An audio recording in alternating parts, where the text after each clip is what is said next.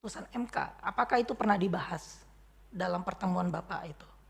Atau hanya DPR menindaklanjutinya secara general, yaitu dengan revisi Undang-Undang P3. Tapi apakah Bapak mengetahui bahwa DPR bersama dengan Presiden ini sudah melakukan perbaikan atas UU Ciptaker yang senada dengan putusan MK? Itu pertanyaan yang pertama. Kemudian pertanyaan yang kedua, juga apakah dalam pertemuan Bapak dengan pihak pemerintah tersebut juga dibahas mengenai langsung ke penerbitan Perpu, atau seperti apa ketika pertemuan Bapak dengan pihak pemerintah tersebut? Mohon izin yang mulia, ada lagi beberapa pertanyaan tambahan dari prinsipal kami. Ya, izin yang mulia, terima kasih. Saya prinsipal nomor 9. Ya. Pertanyaan saya yang pertama ke Pak Bibit ya, sebagai sesama serikat pekerja gitu ya.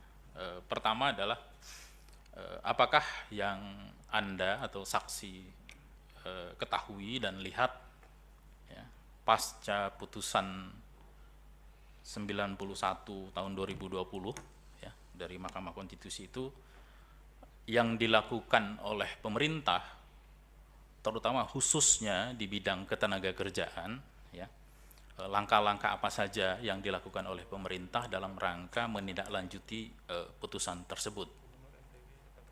Itu yang pertama. Yang kedua, di Indonesia ini ada sekarang tercatat hampir 22 konfederasi serikat pekerja serikat buruh, ada ratusan federasi serikat pekerja serikat buruh.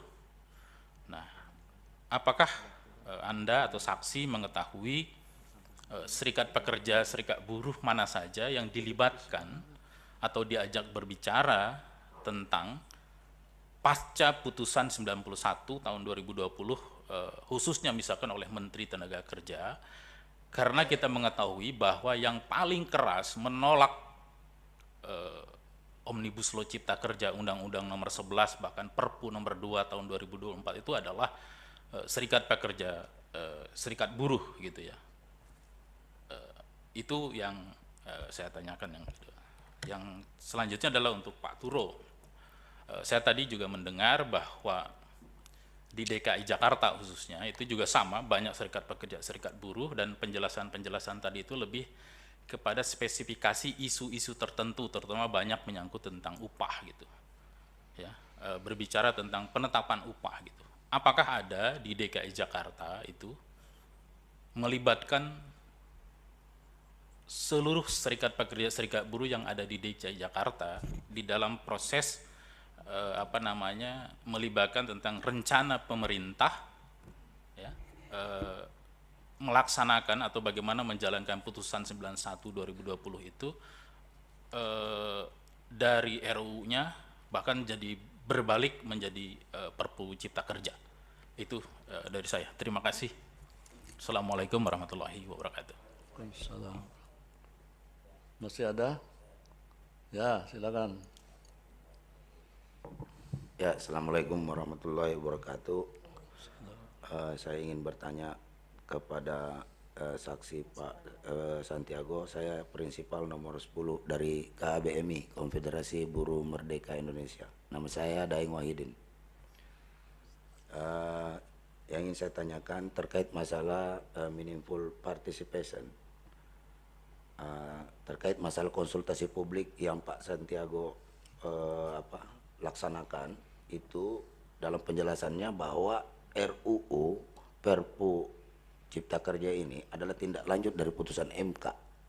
Itu tadi ada redaksi itu yang Bapak sampaikan di awal-awal ya, di pembukaan awal Anda sampaikan tadi. Yang menjadi pertanyaan kita ini, apakah peserta hadirin di situ tuh paham nggak bahwa solusi daripada putusan MK itu bukan Perpu? Gitu loh. Kok diskusinya tetap dilanjutkan? Kemudian selanjutnya adalah Satgas Undang-Undang Cipta Kerja. Setahu saya Satgas yang dibentuk Cipta Kerja itu tidak ada perwakilan serikat pekerja. Kenapa itu dilegitimasi Satgas itu? Di dalam forum itu harusnya Satgas itu melibatkan semua pihak, serikat pekerja, pemerintah, dan pengusaha. tapi mayoritas adalah hanya pemerintah dan pengusaha. Serikat pekerja tidak dilibatkan. Nah, memang begini cara saya kalau bicara agak sedikit kencang karena memang sudah dongkol kita ini Pak dengan undang-undang Omnibus Law Cilaka ini. Kemudian terkait yang terakhir, Anda memberikan catatan kritis dan masukan kepada pemerintah. RUU ini sebelum dia diserahkan ke DPR untuk disahkan menjadi undang-undang, pertanyaannya apakah catatan kritis Anda itu dimasukkan oleh pemerintah dalam RUU ini atau tidak? Karena faktanya RUU Perpu Cipta Kerja ini beda-beda tipis dengan undang-undang Omnibus Law yang dinyatakan inkonstitusional bersyarat itu. Artinya sama dengan tidak didengarkan catatan kritis Anda itu. Jadi tolong jelaskan dengan baik itu Pak Santiago. Pemohon. Iya Pak. Tolong suaranya. Oh iya Pak, sorry Pak. Ini suaranya larut dengan situasi kepedihan kaum buruh Indonesia saat ini. Ya, semua juga begitu. Nah itu satu ya. Kemudian saya ingin ke kawan Bibit sama aktivis serikat buruh. Saya ingin sikap Anda tegas nyatakan di sini. Anda menolak undang-undang Omnibus Law RUU Cipta Kerja atau tidak? Itu saja yang ingin saya tanyakan. Dan terakhir yang dari Pak Elvianri dari Universitas Muhammadiyah. Di situ Anda nyatakan bahwa ada hadir 2 SPKEP dan KSBSI ketika Anda melakukan diskusi di Kalimantan Timur. Saya kasih tahu KBMI dalam hal ini PPMI, Persaudaraan Pekerja Muslim Indonesia, memiliki Dewan Perwakilan Dewan Pengurus Wilayah Persaudaraan Pekerja Muslim Indonesia Kalimantan Timur. Perasaan wakil saya nggak diundang tuh di acara itu. Jadi jangan selalu mengklaim serikat pekerja semua sudah diundang. Kami tidak pernah diundang dalam sosialisasi itu. Saya tegaskan di sini. Terima kasih. Assalamualaikum warahmatullahi wabarakatuh. Assalamualaikum. Cukup? Oh, itu ada Masih ada? Cukup? Saya Pak Mulia. Ya? Saya yang mulia.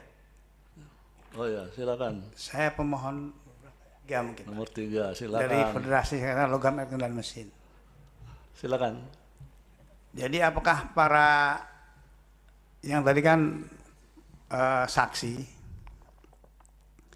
apalagi ini saksi begonya hukum, dalam Undang 13 itu ada lembaga kerjasama tripartit. Itu anggotanya perwakilan pengusaha, perwakilan buruh, dan perwakilan pemerintah. Tadi tentang Perpu itu malah LKS ini sama sekali tidak tidak diajak konsultasi.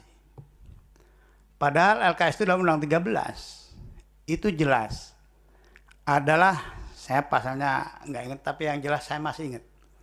LKS itu adalah forum konsultasi, forum komunikasi, dan forum musyawarah antara perwakilan pengusaha, perwakilan pekerja, dan pemerintah.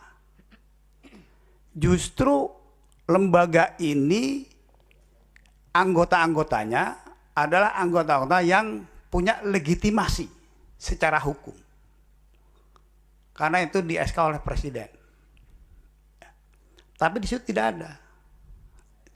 Ya, tidak ada sama sekali pemerintah sebelum Perpu keluar mencoba untuk konsultasi di situ. Gitu. Ya, itu menurut saya artinya ketika ada konsultasi-konsultasi yang dibuat itu hanya untuk kalau sholat itu asal sholat lah, hanya formalitas. Ya, jadi inti pertanyaannya dipersilakan. Ya, inti pertanyaannya adalah apakah kalau mau menguntungkan ya itu berarti memang formalitas juga, ingin membuat opini.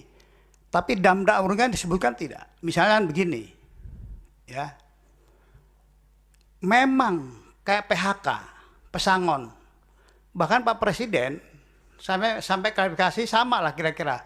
Bahwa pesangon dibilang tidak ada, pesangon masih ada.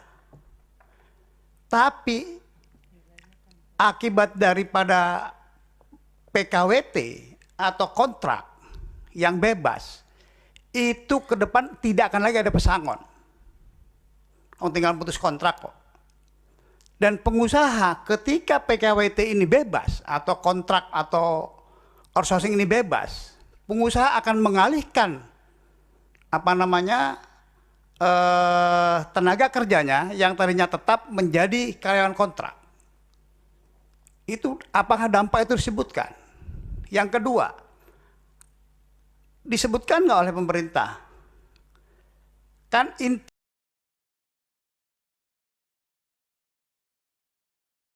dari pesangon itu adalah keberlangsungan pendapatan.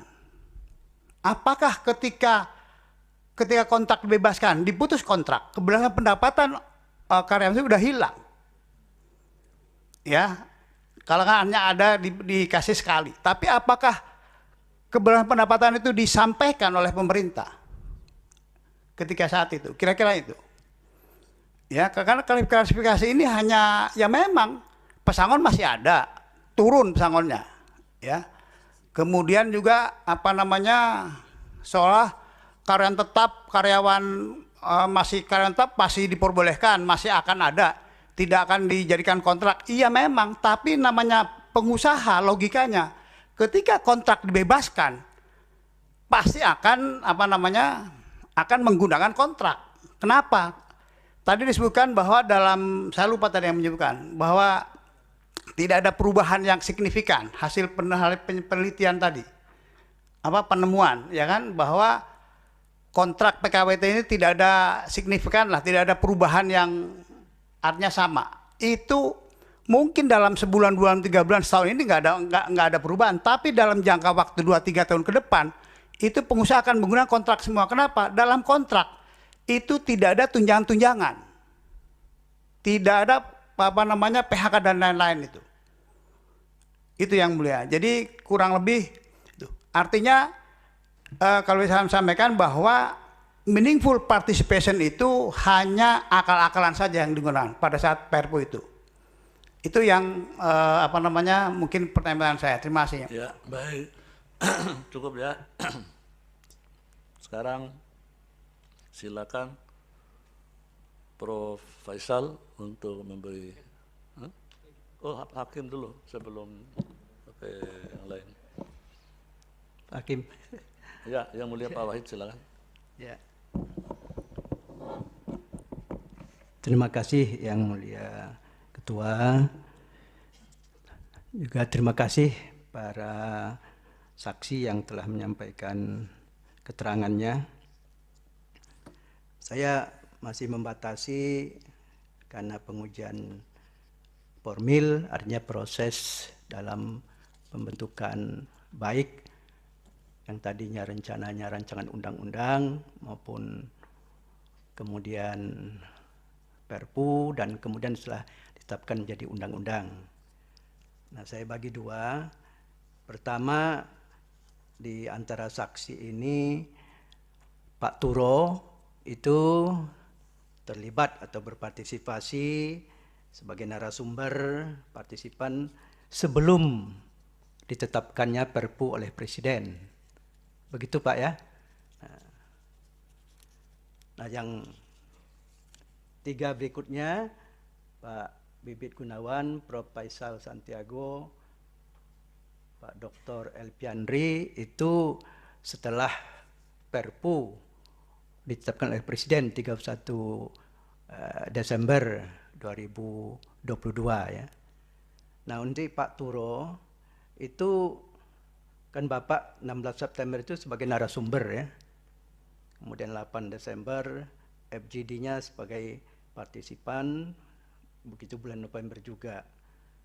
Nah, pada waktu itu bahan yang Bapak paparkan itu apa? Rancangan undang-undang yang kan belum ada Perpu, atau sudah ada selentingan bahwa ini besar kemungkinan akan bentuk Perpu, kan bentuknya akan beda. Nah, lalu yang kedua yang Bapak sampaikan sebagai narasumber atau sebagai partisipan itu bentuknya,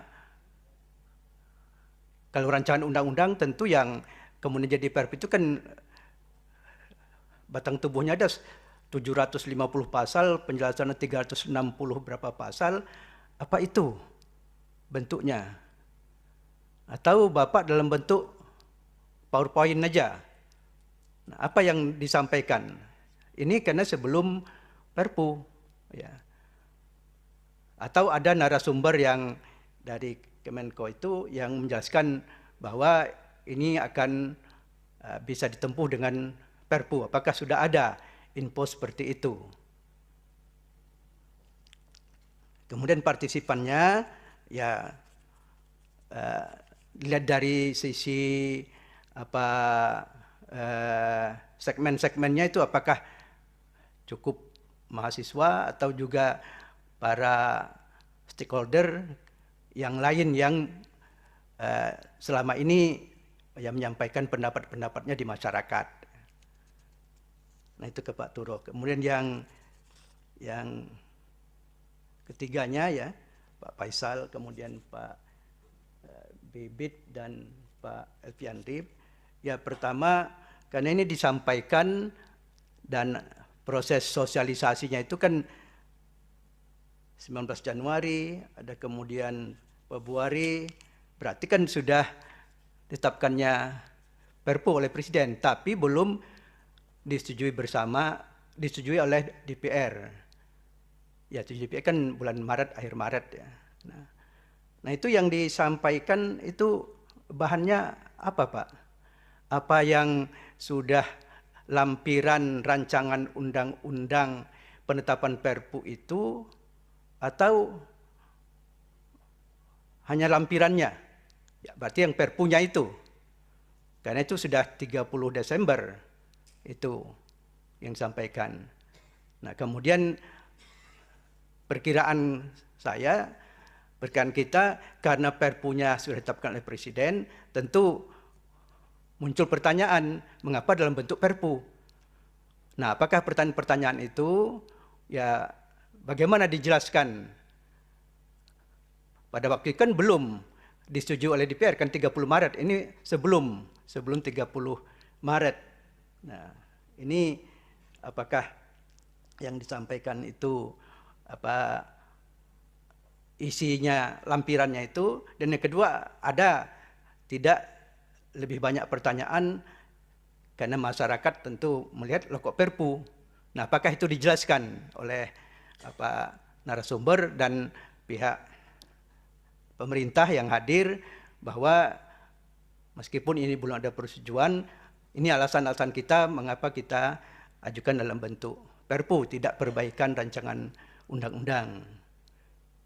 Dan yang terakhir, apakah ada peserta karena ini sudah ditetapkan Perpu kan sudah banyak masyarakat memberikan respon. Nah, apakah dihadirkan yang kelihatannya memang sudah suara cukup jelas mempersoalkan mekanisme Perpu itu? Nah, itu saya kira demikian Pak Ketua yang dapat saya sampaikan. Terima kasih. Terima kasih Yang Mulia. Terima kasih Yang Mulia. Pak Daniel silakan. Baik, terima kasih Yang Mulia Pak Ketua. Saya ke pemerintah dulu ya. Ini dari 4 saksi ini, mana yang terlibat dalam proses revisi Undang-Undang CK, dan mana yang terlibat dalam proses terkait dengan RUU penetapan Perpu 2 2002. Dari 4 ini bisa dijelaskan dulu yang mana dari 4 ini?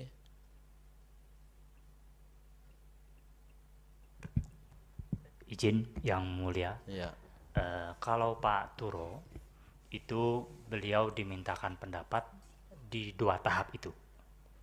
Jadi pada saat inventarisasi awal pasca putusan 91, kemudian pasca Perpu pun beliau juga sempat dilibatkan sebagai narasumber kalau Pak Turo. Sedangkan kalau Pak Elviandri dan Prof. Santiago itu pasca Perpu ditetapkan, kemudian pemerintah melakukan konsultasi publik RUU penetapan Perpu tersebut, beliau berdua terlibat di tahap itu. Nah, sedangkan Pak Bibit tadi kesaksian yang disampaikan, mohon perkenan. Ya. Sebagaimana kesaksian sebelum Perpu ya ditetapkan, beliau juga terlibat. Demikian yang mulia. Baik, terima kasih untuk penjelasannya. Saya ke Pak Turo dulu ya, Pak Turo. Tadi informasi dari keterangan dari pemerintah, Bapak terlibat dalam revisi Undang-Undang Cipta Kerja dan juga dalam kaitan dengan RUU penetapan Perpu. Kapan Pak Turo mendengar atau mengetahui RUU Cipta Kerja itu, revisi RUU Cipta Kerja itu kemudian berubah menjadi Perpu? Itu nanti Pak Turo tolong jelaskan dulu itu, apakah Bapak tahu atau sama sekali tidak tahu. Tapi kalau keterangan pemerintah tadi berarti karena Bapak terlibat dalam 2 tahapan itu, mungkin bisa diberi informasi ya kapan revisi RUU Cipta Kerja ini kemudian berubah menjadi Perpu. Itu yang pertama. Yang kedua, dalam keterangan Pak Turo sebagai saksi, kalau saya catat di sini, keterlibatan Pak Turo ini sebagai akademisi maupun sebagai anggota Dewan Pengupahan Provinsi DKI. Nah, dalam keterangan ini keterlibatan Pak Turo itu pertama 16 September 2022, yang kedua 8 Desember 2022, kemudian Juni 2022, kemudian 1 sampai 2 November 2022, tapi justru ketika di alinea kedua di halaman terakhir Bapak mengatakan bahwa pada akhirnya dikeluarkan Peraturan Menteri Tenaga Kerja nomor 18/2021 yang memuat formula UMP yang baru. Bagaimana Bapak bisa berkesimpulan Peraturan Menteri Tenaga Kerja ini memuat formula yang baru, sementara keterlibatan Bapak itu sejak 2022. Karena di dalam Peraturan Menteri Tenaga Kerja ini nomor 18 tahun 2021. Nanti tolong dijelaskan apa maksudnya itu. Karena keterangan ini sejak 2022, tetapi justru Bapak menyimpulkan di sini bahwa dikeluarkan Peraturan Menteri Tenaga Kerja 18/2021 yang memuat formula UMP yang baru. Mungkin bisa memberikan keterangan terkait itu. Terima kasih Yang Mulia Pak Ketua. Terima kasih. Masih Yang Mulia Prof. Sadi, silakan.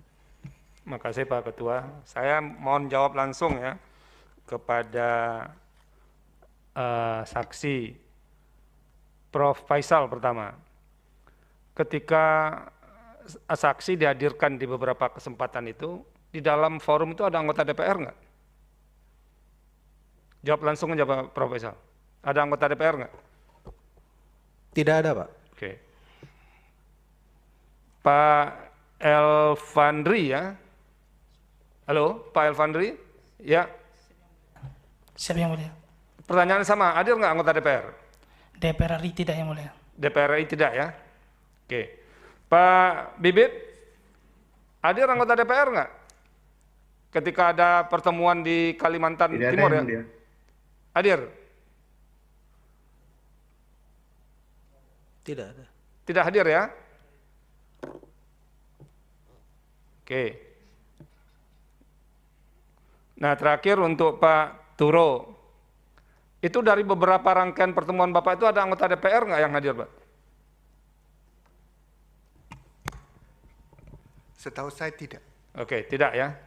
Nah, ini tolong nanti di pemerintah dijelaskan keterangan tambahan ya. Ini kan begitu Perpu ada, dia mau dijadikan undang-undang, persetujuannya itu kan di DPR, dari anggota DPR. Satu, mengapa DPR-nya tidak dilibatkan? Nah, itu yang perlu diberikan penjelasan. Nah, itu yang pertama. Yang kedua, karena ini tidak ada anggota DPR yang dilibatkan, Pak Sekjen, itu hasil-hasil pertemuan disampaikan ke DPR atau tidak? Tolong dijawab sekarang.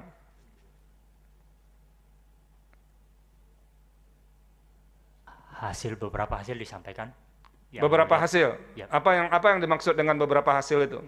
Hasil pasca Perpu ditetapkan disampaikan kepada DPR yang mulia, walaupun tidak Baik yang pro resmi, maupun yang kontra begitu. walaupun tidak secara resmi yang mulia. Wow, bagaimana caranya tidak secara resmi itu? Ini kan hubungan antar lembaga ini. Yang lain diam. Anda nanti saya suruh keluar ya. Kalau tidak bisa tertib dalam ruang persidangan ini. Anda kalau nggak bisa menertibkan dengan Anda pun saya suruh keluar nanti, kuasa hukumnya. Ini bukan ruang untuk bersorak-sorak, orang mau mencari kebenaran kok. Udah? Ya, izin yang mulia. Pada saat di DPR dibacakan yang mulia, maksud kami adalah seperti itu, namun dalam bentuk surat formil. Itu tidak yang mulia, tapi pada waktu pemerintah membacakan keterangan di DPR, hal tersebut disampaikan yang mulia. Izin. Termasuk pendapat yang berkembang di pertemuan itu. Siap yang mulia. Tolong nanti itu disampaikan ke kita ya. Baik, bukti yang disampaikan itu supaya kita bisa lihat benar atau tidak itu bukti itu. Baik yang mulia. Oke, terima kasih Pak Ketua. Siap. Izin yang mulia, berarti pidato pada saat Pak Menko pemerintah di DPR. Pokoknya yang menggambarkan suasana pertemuan itu jangan diperkecil Pak. Siap. Ya.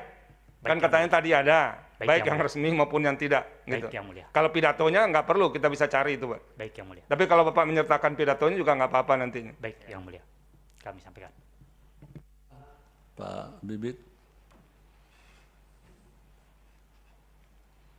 Pak Bibit Gunawan.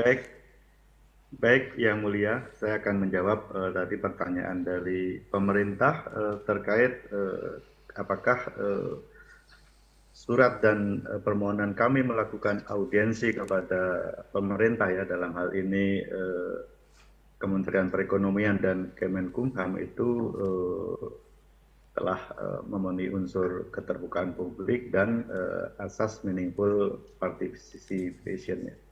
Dapat kami jelaskan bahwa ya secara kebijakan ya tentunya karena pemerintah mengadopsi ya permohonan kami, tentunya ini membuka ruang kami untuk menyampaikan ya masukan kepada pemerintah gitu ya. Kemudian selain itu pemerintah pun juga memberi penjelasan yang komprehensif atas terbitnya Perpu tersebut, sehingga kami menganggap bahwa ini ada proses komunikasi dua arah yang positif. Tentunya meskipun tidak sempurna, asas itu sudah bisa terpenuhi. Kemudian pertanyaan kedua, apakah pemerintah selama ini mempersulit? Saya kira enggak ya, karena setiap kami menginginkan satu audiensi terkait isu-isu yang aktual ya, terutama kemarin karena Undang-Undang Cipta Kerja ini dibatalkan oleh Mahkamah Konstitusi, kami berkepentingan untuk mendapatkan penjelasan dan hal ini juga direspon oleh pemerintah ya, tidak hanya Kementerian Perekonomian dan Kementerian Kemenkumham ya, Polhukam ya, tapi juga ada Kementerian Ketenagakerjaan juga cukup proaktif kalau kita minta untuk dilakukan audiensi ya dengan para menterinya seperti itu. Kemudian dari kuasa hukum pemohon tadi ada beberapa pertanyaan, apakah kami pada saat bertemu itu memberikan masukan secara substansi, ya karena yang kami pertanyakan adalah soal formalitas ya yang sedang dibatalkan MK ini, masalah formalitasnya, maka kami lebih fokus pada apakah pemerintah sudah memenuhi ya syarat-syarat formal yang seharusnya dilengkapi oleh pemerintah, dan di sana dijelaskan bahwa pemerintah memang telah memenuhi. Nah, selanjutnya apakah organisasi kami juga melakukan langkah advokasi? Ya ini sejalan dengan pertanyaan pertama tadi, karena ini masih menyangkut uji formal ya, advokasi kami pasti kami kepada pihak-pihak yang berkepentingan. Sebenarnya kami juga mengajukan surat kepada Presiden, tapi tidak ada tanggapan mungkin karena kesibukan beliau. Maka kemudian surat itu kita tujukan ke dua kementerian tadi, yang alhamdulillah keduanya juga memberikan respon untuk menerima kita. Selanjutnya untuk pertanyaan ketiga mengenai pasal 59 PKWT, saya kira ini terlalu pagi untuk saya jawab atau sikapi karena ini sudah masuk menyangkut materi atau substansi, tentunya tidak dalam sidang ini, tapi kami juga akan mengumpulkan ya bukti-bukti empiris apakah memang yang dipertanyakan tadi itu mengandung unsur kerugian konstitusional atau tidak. Kemudian pertanyaan prinsipal tadi, setelah putusan MK, apakah ya banyak organisasi pekerja apakah dilibatkan? Ya, saya tidak tahu, tapi saya melihat beberapa kali Kementerian Ketenagakerjaan memang mengundang ya organisasi pekerja gitu ya. Cuman saya tidak tahu yang mana saja untuk diminta masukan. Nah, memang pada saat memberi masukan ya tentunya itu tidak dalam kerangka untuk seperti orang berunding ya, apakah harus disetujui atau tidak. Nah, ada pertanyaan kelima prinsipal ya, saudara saya menanyakan apakah kami menyetujui atau menolak Undang-Undang Cipta Kerja.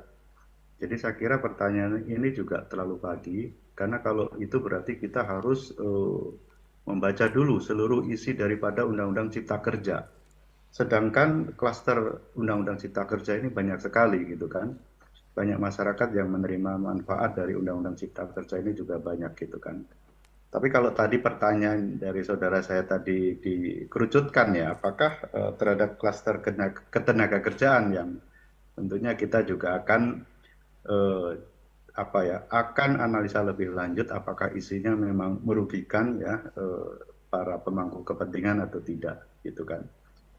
Mungkin dalam beberapa pasal nantinya ya kita akan sikapi, kita bisa sama atau satu visi, tapi mungkin dalam pasal kita bisa tidak sama. Jadi pertanyaan saudara saya ini juga terlalu pagi untuk saya jawab karena sudah menyangkut material daripada Undang-Undang Cipta Kerja. Demikian Yang Mulia jawaban yang kami sampaikan. Terima kasih. Ya, baik.